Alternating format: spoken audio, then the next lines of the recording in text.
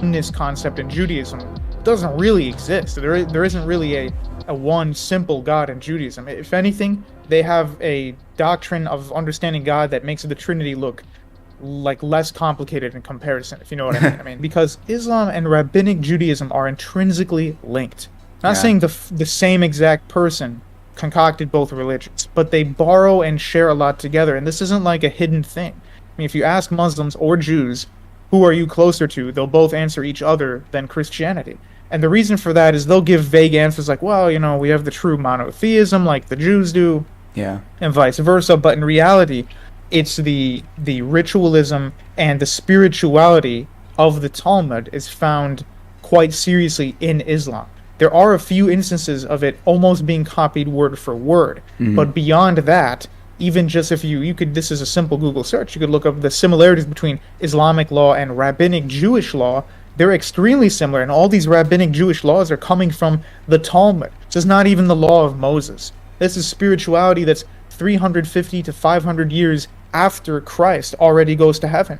So this is like a redaction of their own faith. This isn't the law of Moses found in the Torah, because the Talmud supersedes the Torah. Anyway, so to round all that off, Tovia Singer, for those unaware, is just a very famous internet rabbi, lives in Indonesia. He's got a big thing for always, you know, pandering to Islam. I think most of his viewers are Muslims or ex-Christians. And I found that a lot of what he says and a lot of what the people say on that channel to be an echo.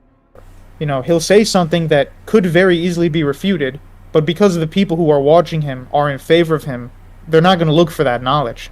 So if he says something that is incorrect or he's diminishing what the actual truth is, people aren't going to check. And so Tovia is kind of the biggest guy. When I think of who are the religious Jews who just have a problem with Christianity in the theology circle of YouTube, the first name that pops into my head is Tovia Singer. And he's made a career out of, you know, debunking the Trinity and Paul and all this stuff, and he doesn't really debunk them. In fact, most of his arguments are atheistic arguments. You know, he'll use stuff like, well, how is the gospel reliable? But he doesn't use that own standard when it comes to his Talmuds, which are separated with a much greater chasm from the Torah than our gospels. Like, people just assume, I don't know, like what you were talking about. As a kid, I was just taught, oh, the Jews are just Christians with the Old Testament. And that could not be, like, further from the truth. I do want to clarify one thing, though. You know, there are actually a lot of Rabbinic Jews in my family, not in, like, my bloodline, but my dad remarried. And so he remarried an Ashkenazi Jew, and she's a perfectly nice person, and I really like all her family. So I have nothing, like, against them personally. Because I know you say the word Jew, people start freaking out, like, oh, you're attacking the race. I have nothing wrong with the race. It's a theology. We care about their souls. Trinity is all throughout the Old Testament. I'm reading Kingdoms right now. Lord appeared to Solomon. How does that make any sense? How does the Lord appear to Solomon? And there's all these instances of that just don't make any sense unless God is Trinity. Right. And if God can enter creation, which Judaism and Islam both disbelieve. So you'll see a lot of, you know, people talk all the time, oh, Christians are coping, they're trying to find the Trinity in the Old Testament. It's, if anything, it's Rabbinic Judaism coping. Because every time the Lord appears, like the plain text which Moses wrote, we all believe Moses wrote it, the Torah, the Lord appears. We could just take that at face value, or we could do what the Rabbinic Jews do, which is invent entire things that are not present there. Like, yes, they'll say the angel of the Lord is not really God, even though he is worshipped and glorified and speaks as God.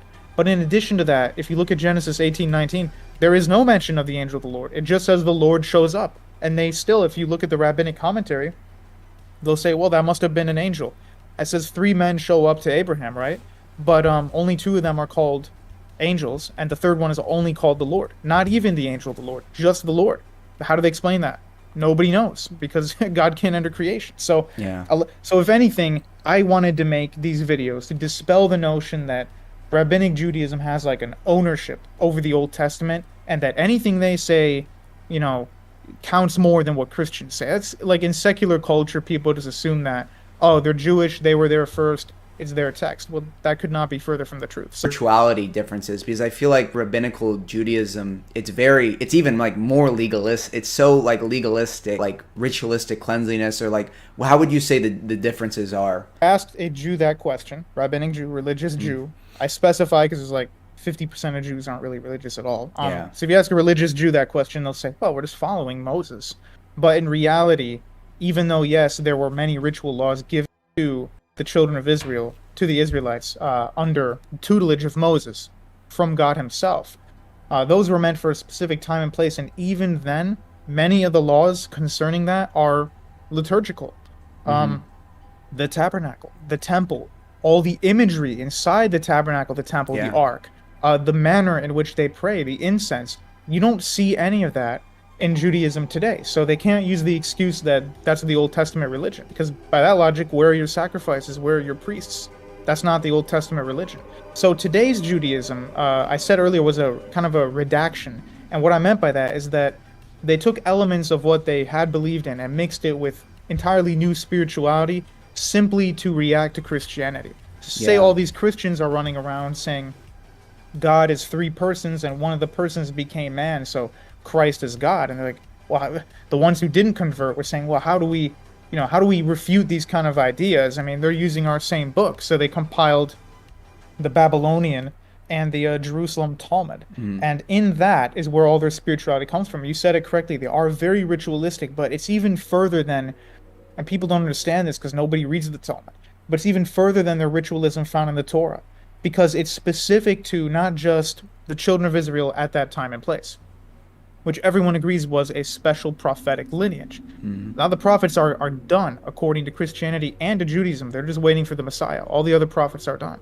And so their version of spirituality is not really a good imitation of the Mosaic law at all. And you'll see that much of what they do is all concerning about just them. So many of their laws are preferring themselves, the Rabbinic Jews, to all of the rest of the world. And you can even see this kind of mirrored in Islam with, the Muslim gets this, the people of the book, Jews and Christians and others, they get that. They're inferior to Muslims in Islam. They're not as bad as like pure pagans, but anything they do, Islam does better. And that's the same thing with Judaism. Anything the Gentiles are doing, it's wrong if it's not helping Judaism. It's wrong if it's not helping the religion or the people.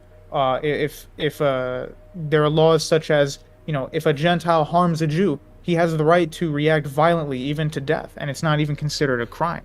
And some of these people could just say, well, that's like an ethno-religious cult, whatever you want to call it.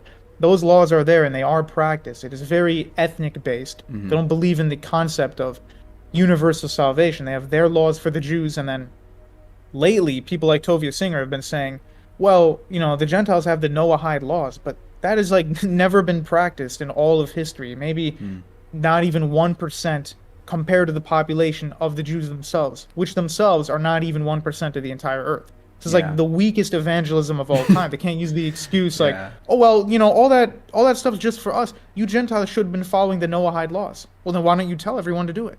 But they don't. So, I mean, a lot of their spirituality is ritual-based, also very inward-based. Everything is about them. And even, this is a departure from, even Islam doesn't go this far. But, they consider God their father. I don't know the extent to how different that is to how we view God, as the Father, God the Father. But one of the elements of that is that there are parts of the Talmud where they will trick and circumvent God. And there's even a part of the Talmud, I can look it up, where God says, my children bested me. So the Jews they're smarter than God. I mean, it's such a departure from what's in the Old Testament. It makes absolutely no sense. And one thing I'll leave you with, they say Jesus can't be accountable for all the sins of mankind, and yet there is a festival where they transfer all of their sins to a live animal, in most cases a chicken. You see this even in like Brooklyn in New York. And that chicken will take on the weight of their entire sin. Then they will kill it, and its sacrifice has saved that person, that practicing Jewish person, from the sin of the entire year. And then they do it again the next year. So if a chicken has the power to take on one person's sin, why can't God take on the sin of mankind? Because he loves us. Yeah. There's not really a good logical question for that. The chicken is more powerful than God. I mean, what's going on here? So that's part of that's part of their very strange beliefs that most people are unaware of. Yeah, I've noticed all that contradictions. Like, can a man take all of our sins? But example like that, And then also saying like, well, we never believe that God can become incarnate in man, but they look for their prophet in a Messiah. Like, I'm pretty sure there's one right now. They're like, oh, Israel's Messiah has come in. So it's like they contradict themselves. And it seems like the Talmud is just like a reaction to Christ and Revelation. In modern times, this new thing called Messianic Judaism emerged. It came from the 60s and 70s. It's basically a mix of evangelicalism, which itself originated in the 1800s in America, mixed with Rabbinical Judaism.